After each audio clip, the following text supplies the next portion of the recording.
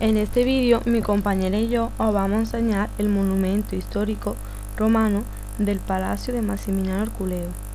Este fue un gran monumento, muy importante en la época romana. El Palacio de Massimiliano Herculeo fue un gran edificio, construido a finales del siglo III y principios del siglo IV.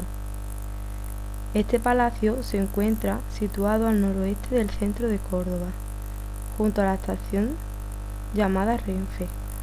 Fue descubierto en los años 1991, durante la obra de la estación que se estaban construyendo. Este palacio fue el yacimiento destruido en un 70%. Según la corriente oficial existente en la actualidad, este palacio, que estaba situado dentro del yacimiento ecológico de Cercadilla, fue construido por el importante emperador de Massimiliano Herculeo en una época llamada época tetrárquica, entre los años 293 y 305, y se cree que esta construcción puede ser debida a dos motivos: a la dispersión de los centros del poder del Imperio Romano y otro motivo a las incursiones de piratería franca en la zona del estrecho de Gibraltar. Este palacio tiene una enmarcación en este periodo que se produce por el hallazgo de un unicum, cuando se halla una inscripción que detalla la construcción entre los años 293 y 305 después de Cristo, durante el proceso de desterilización de los palacios imperiales, y se vincula a Maximiliano por su herencia en Córdoba entre los años 296 y el 297, cuando, yendo hacia el norte del actual Marruecos, pasó por dicha ciudad. Este palacio se situó en el ángulo noroccidental de la ciudad. Es muy importante ya que fue el único palacio de un emperador ubicado en la península ibérica, articulándose en torno a un cristórpico de tratado semicircular. La simetría del conjunto palaciego de dicho emperador Maximiano no superaba los 5 centímetros. Siglos más tarde, desde el siglo VI, este palacio fue utilizado como una parte de centro de culto cristiano, así como una gran necrópolis cristiana, que siguió siendo usada en la época islámica. En esta necrópolis fueron encontrados dos grandes obispos muy importantes, llamados Lampadio y Sansón.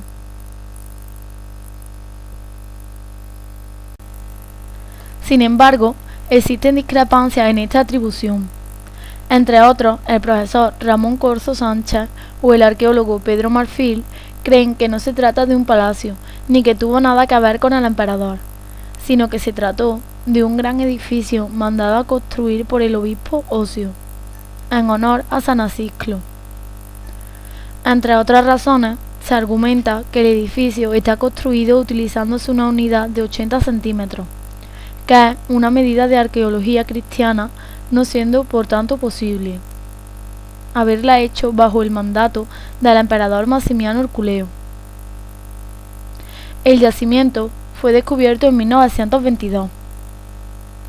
No exento de polémica y política, en 1922 fue parcialmente destruido para construir la nueva estación AVE de la ciudad. Ahora os vamos a hablar un poco de las características del Palacio de Maximiano Herculeo. El Palacio de Maximiano Herculeo abarca una extensión de más de 400 metros de longitud por 200 metros de anchura. Se articula en torno a un cristopórtico de trazado semicircular, es decir, de una galería semisubterránea, de 4 metros de altura y 4 metros y medio de anchura, que servía para organizar toda la construcción. Este criptopórtico, de 109 metros de diámetro, es la solución aportada por los constructores romanos para salvar una terraza natural y distribuir los distintos edificios que se disponen de forma radial. Para ello, y sobre este gran pasillo semisubterráneo, iluminado por lucernarios o ventanas, se sitúa un gran pórtico, decorado con columnas. El eje central de este pórtico conecta un gran aula basical, que constituye el espacio de recepción. A los lados existen otros de dimensiones más reducidas y varios pasillos que conducen a edificios más alejados del criptopórtico, uno de los cuales se cuentan con una galería subterránea y son interpretados como las dependencias imperiales. Otros edificios son las termas menores, un aula triconque empleado como triclinium o ninfeo, y varias construcciones cuyo uno se desconoce. La técnica constructiva es totalmente homogénea,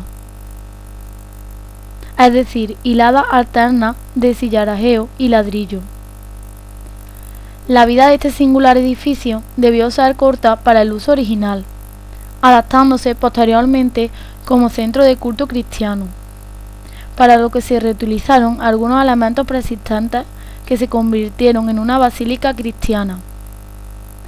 Esta basílica con el tiempo se convirtió en sede de una comunidad cristiana estable, que se enterró en su interior y alrededores.